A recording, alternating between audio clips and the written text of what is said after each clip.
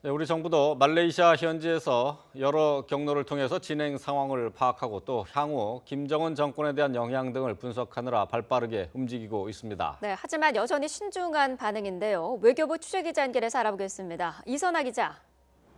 네, 이선아입니다. 네, 정부에서는 아직 이렇다 할 설명을 내놓지 않고 있는 것 같은데 더 파악된 내용이 있습니까? 네, 일단 외교부는 말레이시아 현지 경찰과 언론 등 여러 경로를 통해서 상황을 파악하고 있다고만 밝혔습니다.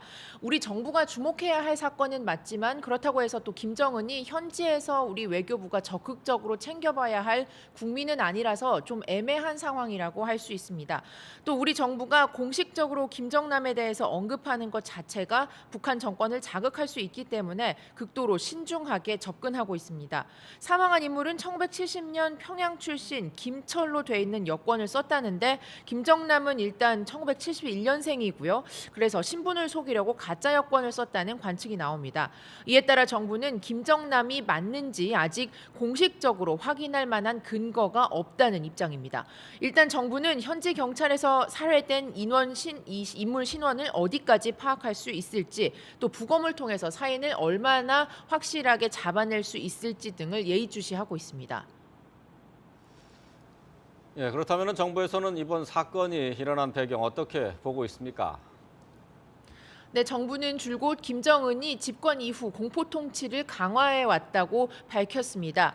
이번 고모부 장성택 처형에 이어서 이번 이복형인 김정남 살해까지 김정은 지시로 이루어진 게 맞다면 그야말로 김정은의 공포 통치가 극에 달했다고 볼 수 있습니다. 김정남은 김정일과 첫째 부인 사이에서 낳은 장남으로 후계자로 낙점받지 못했지만 계속 김정은에게 눈엣 가시 같은 존재였다고 합니다. 특히 해외를 떠도는 중에도 공공연하게 김정은으로 이어지는 3대 세습을 비판했습니다. 아들인 김한솔도 유학을 하면서 해외 언론과 인터뷰에서 김정은을 독재자라고 부르는 등 이른바 튀는 행보를 보여왔습니다. 이런 점들이 유일 영도 체계를 유지하려는 김정은에게 큰 부담이 됐을 거라는 분석이 나옵니다.